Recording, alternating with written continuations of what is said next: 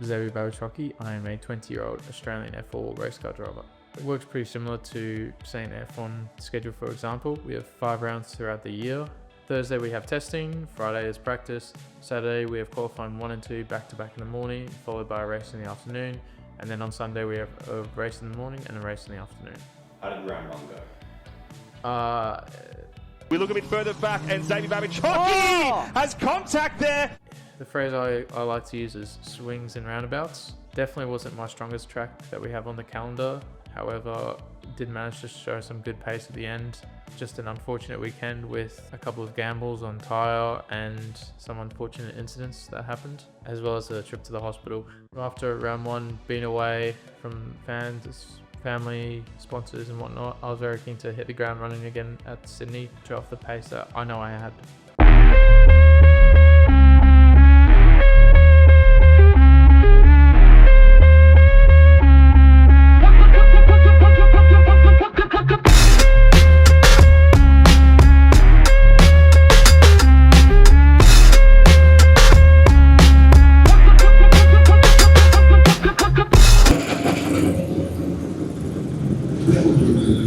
Rightio, so we're back here on Friday, just finished practice 1. Look, not much to say after that. Weather's clearing up, which is good, so it should be dry for the rest of the weekend. Found the limits, exceeded the limits, did a bit of lawn mowing, had a bit of fun, looked at some data, we were looking pretty good. Can't wait to be racing here. Of course, it is my home track, so I hope all of you guys come out and watch. Yeah, thank you very much.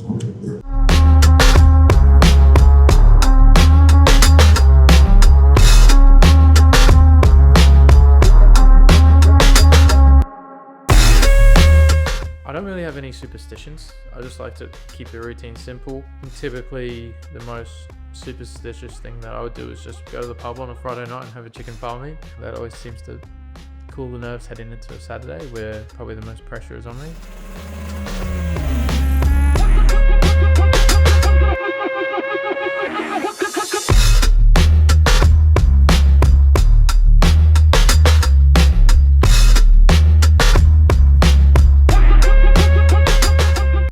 Alrighty, y'all, so we just finished up practice on Friday. Beautiful sunny weather, finally in Sydney. Oh my days, I've been praying for this. Been praying for days like these. Yeah, just finished Friday. Feeling good, looking good. Can't wait to get into tomorrow. Yeah, it should be a good dry session, thank God. But yeah, massive thank you to all my sponsors, my family, my friends for coming out and supporting me. Couldn't do it without you. And I'll see you guys tomorrow.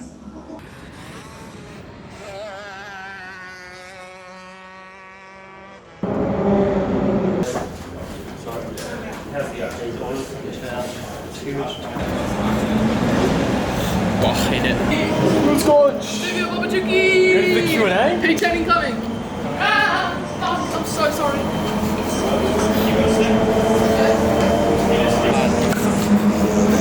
Go, you go, I think.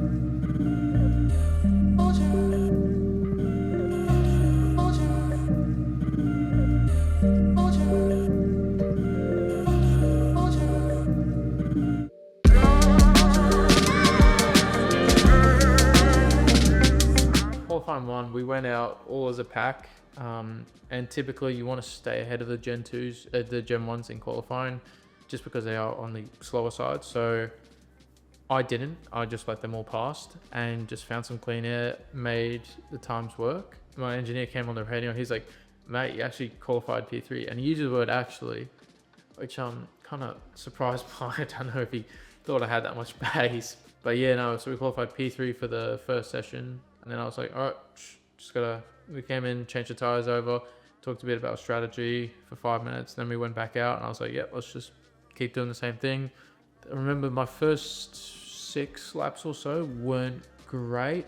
7th lap, I remember going wide at turn 6 and going through the grass. Came into the pits, checked for any damage. Told me, you got one lap. I was like, oh, yep, shit, okay. Time to push.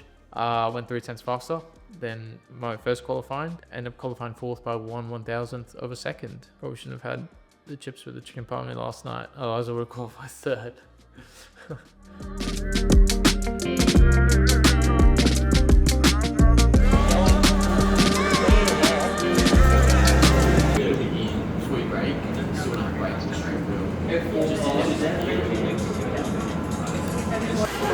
We're going to do actually other those words on people want to ask me questions. voiceover. She did. She did the recorded phone service.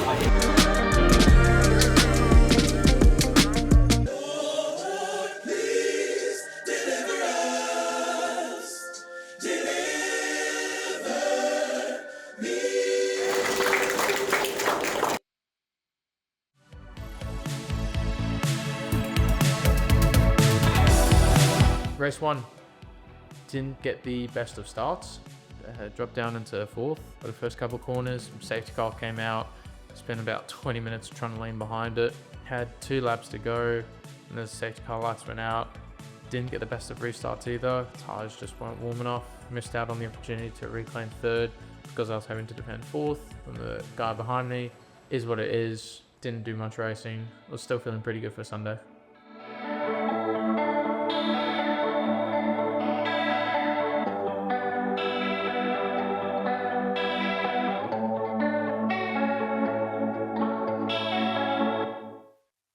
Yeah, look, came out of race 1, P4. Not too happy with that one. Didn't do well on the start. Didn't do too well on the safety car restart either. Yeah, definitely got the pace for the podium. Should have been there. That's on me. A massive thank you to AGI, all my sponsors, mum, dad, my family. Couldn't do it without them. Look, it's just, I guess, just one of those days, isn't it? But thankfully we got tomorrow. So 2 races, 10:30, 2 something. Yeah. Looking ready. I'm excited to go racing. I know it may not seem like it, but I'm very excited for tomorrow. Should be good.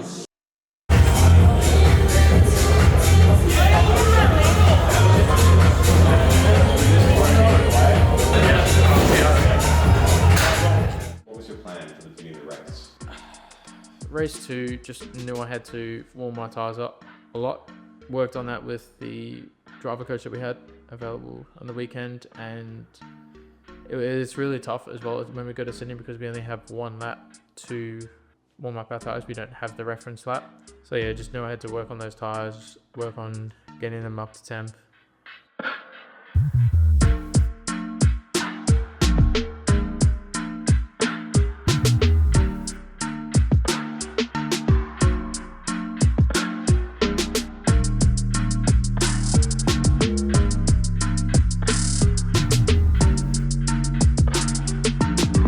So the 5 red lights will get ready to illuminate here in Sydney Motorsport Park for race 2 of the AU4 Championship. And we're underway for racing action, and once again Jensen Marrell bogs off the start. There's a car stalled as well, that's Anton Du, I believe, in the background. It could also be Jamie Lee Sue as they sweep through turn 1, and that is the lead for Marco Manson. Very much shades of yesterday as they head up towards turn 2. Ultimately, didn't get a great start as well. Coming out of the first lap, the guy in 3rd drove off the track, and I was thinking, oh, okay, yep, now it's time. I've got a good exit going onto the straight. Let's make a move on this guy. I'm quicker than him. Let's do it. Get the slipstream going down into turn 1. Probably could have made a move there, but I was right. Literally right on his front wing. Move to the outside, give him a fake. Last minute, dive down the inside, and then I just remember him seeing move over under braking, and bam, there was my front wing gone. Yeah, he's controlling the pace extremely well, but something I've also noticed is that Xavier Babbage-Hockey has fallen down to 7th position. He was just in 3rd, and that whole 5-car train has split up quite significantly. I'm not sure if that was caused by Angus Bales' off or if that was related, and if they came into each other potentially. They were in the same train, but yeah, interesting stuff in the Gen 2s at the moment. Ruined our race. Had a lot of pace. He had to come into the pits. While I was in the pits, the safety car came out. So, which was actually pretty much a blessing in disguise because we had a new front wing. The only problem was I was behind all the Gen 1s at the very back of the safety car. So while the safety car was out, I was just speeding around the circuit legally, trying to get back to the safety car. As they're coming onto the main straight, I see them on that turn 8, and I was like, okay, I've got to catch up to them. Thankfully, the leader decided to go really, really late. So I was at the very end of the trail, get a couple Gen 1s on the first lap. Then I'm battling with a slower Gen 2, and coming out of turn 8, we're side by side. Turn 9, we're side by side. Going into turn 10, which is a sharp left-hander, I'm thinking, you know what? I'm just going to give her the inside. I'll just switch back on her. Clean, simple move. If I had a bit more talent, probably would have stuck. I unfortunately clipped another wing. Doing, 230 into turn 1 without a front wing is quite hard. I was quite frustrated at that because I knew, well, A, that's 2 front wings, but B, we had a lot of pace that race. But it's also on me. I need to understand that, look, you shouldn't be doing these aggressive but fair moves. You should just wait, get them on the straight. It's a very tough race to have. It was really good to see everyone. Just the amount of support that I get is unbelievable. And I'm so grateful for all of it. It really just helps me as a driver on and off the track, especially after a tough race like that. The support is just unbelievable. It just really changed my whole mindset going into race 3. Have you seen the memes? Oh, the memes. Yeah. Such good friends I have, right? Yeah, so after race 2, about 15 minutes after, my closest mates, they came and they came up to me and they said, "Mate, tough race. Look at what we made you." And it's literally just about 8 or 9 memes of the damage to the front wings. And I must admit, they're pretty funny. I can see the funniness in that. It was been a pretty good spectacle to watch. How I destroyed all 3 front wings, and now my team hates me. I told my mechanics I broke my 3rd front wing, gone wrong, gone sexual.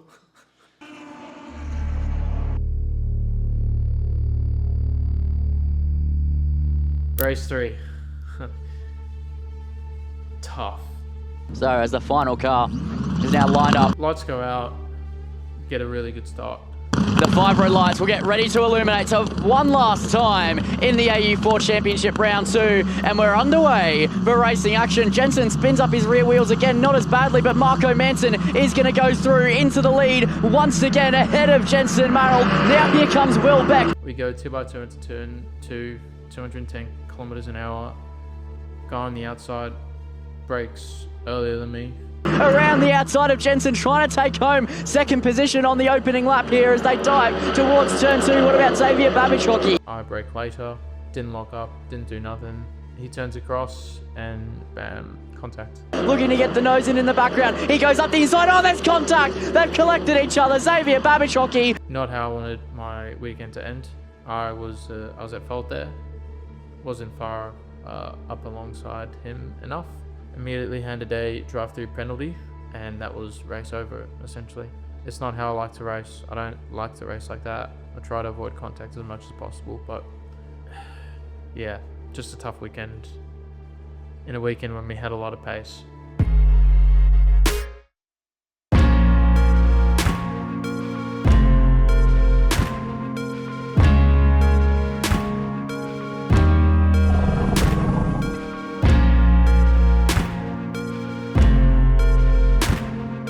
Next race, South Australia, the Bend. New state, new month, new track for me. It's a proper racetrack. I'm ready to get going.